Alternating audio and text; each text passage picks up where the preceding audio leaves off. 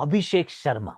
अब शर्मा जी की बात करना इसलिए ज़रूरी है क्योंकि शर्मा जी का ये वाला जो बेटा है ना, ये थोड़े से हाइपोथेसिस को चैलेंज कर रहा है। सी अमूमन क्या होता है, आप टी20 क्रिकेट देखते हैं तो आप एक चीज़ मान के चलते हैं कि जो भी हाई रिस्क क्रिकेट खेलता है वो उतना कंसिस्टेंट नहीं होगा। And it makes a lot of sense कि नहीं हो सकता है ना। पर पहले 3 मुकाबले 30, 32, 38 चलो बहुत अच्छा चल रहा है। उसके बाद फिर तोड़ना शुरू करते हैं भैया, पहले पाकिस्तान को धोते हैं।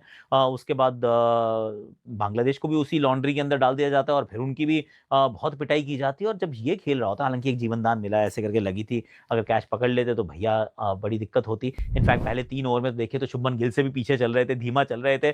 पर उसके बाद जो बैटिंग की है, 75 रन मात्र 37 गेंदों में और बाकी पूरी टीम ने 90 रन बनाए in the remaining 14 overs. I mean that is a huge difference कि एक बंदा यहाँ बैटिंग कर रहा है, दूसरी बाकी सारे लोग वहाँ स्ट्रगल कर रहे हैं।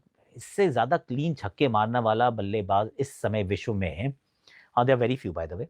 जिसमें से एक निकोलस पूरन ज़रूर मुझे याद आते हैं, जिनके पास वो वाली एबिलिटी है कि ऐसे करके करते हैं और छक्का मारते हैं। कायरन पोलार्ड ने भी बहुत मारे हैं, पर उनको मैं गिन नहीं रहा हूँ क्योंकि वो तो अंतर्राष्ट्रीय क्रिकेट से कब की रिटायरमेंट ले चुके हैं।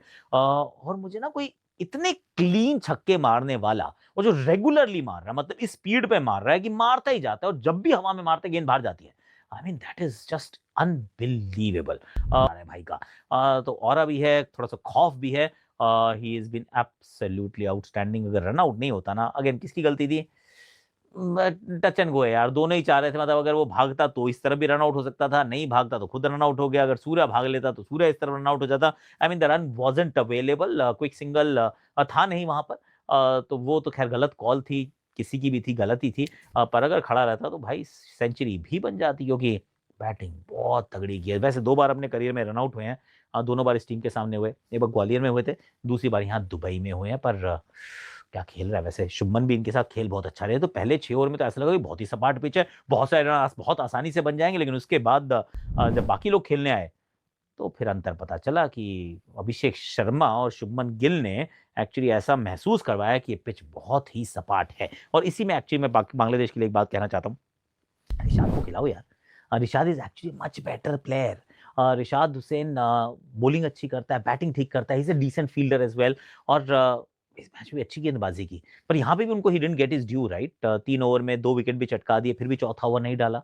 आई थिंक बांग्लादेश कि गिवन द रिसोर्सेज़ जो आपके पास हैं, एक ऑफ स्पिनर होता है, लेफ्ट आर्म स्पिनर होता है, लेग स्पिनर तो इनके इतिहास में कोई बहुत बढ़िया बहुत समय से नहीं आया है। तो अगर आप इनको देखते हैं तो फिर मन करता है कि इनमें थोड़ा-सा और इन्वेस्ट कीजिए। I think Rishad Hussain has some serious talent and serious skills for the shortest format। तो उसमें तो भाई इनको लगातार चांस दो यार। इस टूर्नामेंट में आपने इनको सारे मैच नहीं खिलाए हैं, which is quite an interesting choice. Interesting बात थी कि किस तरीके से वो 11 खिलाई गई। भारत ने तो बिल्कुल अनचेंज 11 खिलाई, इसी सोच से कि हम तो भाई इस मैच को जीतेंगे, फाइनल क्वालिफाई कर जाएंगे, that's all that we need to do.